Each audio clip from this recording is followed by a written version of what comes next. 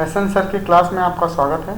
आज के वीडियो का टॉपिक है कंसोलिडेशन ऑफ कंपनीज, जिसे हम होल्डिंग कंपनी के नाम से भी जानते हैं इस चैप्टर को। तो चलिए हम शुरू करते हैं कंसोलिडेशन ऑफ कंपनीज। पहले बात कर लेते हैं कंसोलिडेशन होता क्या है। कंसोलिडेशन का मतलब होता है मिश्रित या आपस में मिला हुआ। यदि एक कंपनी दूसरे कंपनी को खरीद लेती है या उस पर अधिकार कर लेती है, उस संबंध में खरीदने वाली कंपनी एक चिट्ठा बनाती है जिसे हम कंसोलिडेटेड बैलेंस शीट कहते हैं, अर्थात मिश्रित चिट्ठा कहते हैं। तो चलिए हम शुरू करते हैं consolidation of companies. Consolidation of companies की बात करते हैं। इसमें होल्डिंग कंपनी आपको दिख रहा है वीडियो में। होल्डिंग कंपनी किसे कहते हैं उस पर हम बात करेंगे। कंपनी एक्ट 2013 के सेक्शन 2 सबसेक्शन 46 के तहत होल्डिंग कंपनी उसे कहते हैं जब एक या एक से अधिक कंपनी उसकी सब्सिडियरी हो। परिभाषा को अन्य शब्दों में होल्डिंग कंपनी से आशय ऐसी कंपनी से होता है जो किसी अन्य कंपनी को या कंपनियों के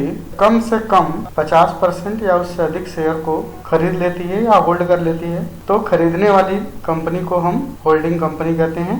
या किसी एक कंपनी किसी अन्य कंपनी के बोर्ड ऑफ डायरेक्टर्स के कंपोजिशन पे कंट्रोल करती है तो उसे हम होल्डिंग कंपनी कहते हैं। अगर हम एग्जांपल के थ्रू समझे इसे, तो यदि एक कंपनी ने बी कंपनी के 75% अंशों को क्रय कर लिया है तो ए कंपनी बी कंपनी की होल्डिंग कंपनी कहलाएगी। चलिए हम सब्सिडियरी कंपनी की बात करें। सब्सिडियरी का मतलब होता है सहायक कंपनी। जस्ट इसका उल्टा है।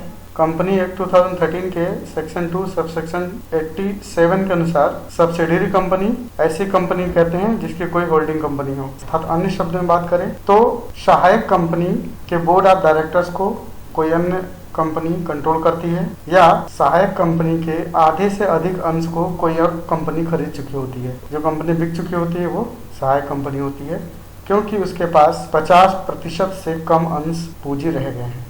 एग्जाम्पल के माध्यम से समझते हैं। यदि ए कंपनी ने बी कंपनी के 75% शेयर को खरीद लिया तो यहाँ बी कंपनी सहायक कंपनी होगी और ए कंपनी होल्डिंग कंपनी कहलाएगी और बी कंपनी सब्सिडियरी कंपनी कहलाएगी। चलिए हम टाइप्स ऑफ सब्सिडियरी कंपनी की बात करते हैं कि सब्सिडियरी कंपनी के टाइप्स क्या होते हैं। पहला है हुली ओन्ड सब्सिडियरी कंपनी। जब एक कंपनी के सभी अंशों को कोई अन्य कंपनी होल्ड कर लेती है तो उसे हम होली ओन्ड सब्सिडियरी कंपनी कहते हैं। उदाहरण के तौर पे गवर्नमेंट बैंक ऑफ इंडिया, जितनी भी बैंक हैं, इंडियन गवर्नमेंट ने उसे 100% होल्ड किया हुआ है। इसलिए बैंकों के नीचे देखेंगे आप लिखा रहता और unit undertaking government of India लिखा होता है। आप बैंकों पे देख लेंगे। रेलवे जैसे इंडियन रेलवे पूरी शेयर्स सेंट्रल गवर्नमेंट के पास है तो वो गवर्नमेंट कंपनी है, फुली ओन्ड सब्सिडियरी कंपनी है। तो हम अगली बात करें पार्टली सब्सिडियरी कंपनी। एक कंपनी के 50% से अधिक अंश को दूसरी कंपनी क्रय कर लेती है तो जो बिकने वाली कंपनी होती है जिसके पास 50% से कम शेयर बचे होते हैं वो पार्टली ओन्ड सब्सिडियरी कंपनी कहलाती है। जैसे फेसबुक ने व्हाट्सएप को क्रय कर लिया तो फेसबुक यहाँ पे होल्डिंग कंपनी हो गई और व्हाट्सएप उसकी सब्सिडियरी कंपनी हो गई। चलिए हम आगे बात करते हैं माइनॉरिटी शेयर होल्डर्स या माइनॉरिटी इंटरेस्ट। जैसा कि मैंने इसके पहले आपको बताया कि सहायक कंपनी या सब्सिडियरी कंपनी वो कंपनी होती है जिसके 50% से अधिक अंश कोई क्रय कर लेता है। तो जो जितने बचे हुए अंशधारी होते हैं वो माइनॉरिटी इंटरेस्ट कहलाते हैं। अन्य शब्दों में समझे तो यहाँ माइनॉरिटी शेयर होल्डर्स वो शेयर होल्डर्स होते हैं जिनके पास वोटिंग कंट्रोल नहीं होता है। वोट तो कर सकते हैं लेकिन कंपनी को कंट्रोल नहीं कर पाते हैं, उतनी नंबर्स नहीं होते उनके पास। अर्थात वो 50% से कम शेयर होल्डर्स होते हैं तो वो वोटिंग कंट्रोल नहीं रखते हैं। वोटिंग राइट जरूर रखते हैं लेकिन वोटिंग कंट्रोल नहीं कर पाते, तो उसे माइनॉरिटी शेयर होल्डर्स कहते हैं या माइनॉरिटी इंटरेस्ट कहते हैं। एग्जाम्पल के माध्यम से समझने की कोशिश करिए। यदि ए कंपनी ने 75% शेयर बी कंपनी का खरीद लिया तो बचे हुए जो शेयर होल्डर होंगे वो 25% होंगे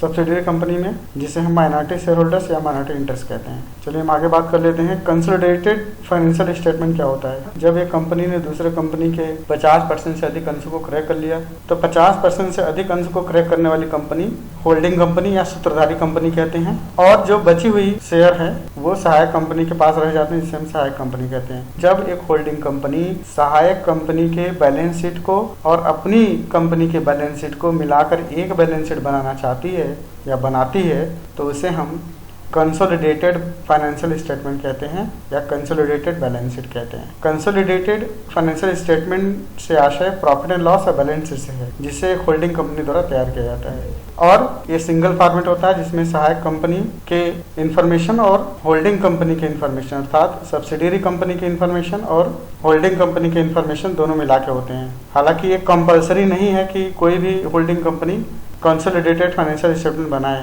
but ICAI institute of chartered accountant of India ने इस संबंध में कैसे बैलेंस शीट बनाई जाएगी उस संबंध में AS21 इशू किया है।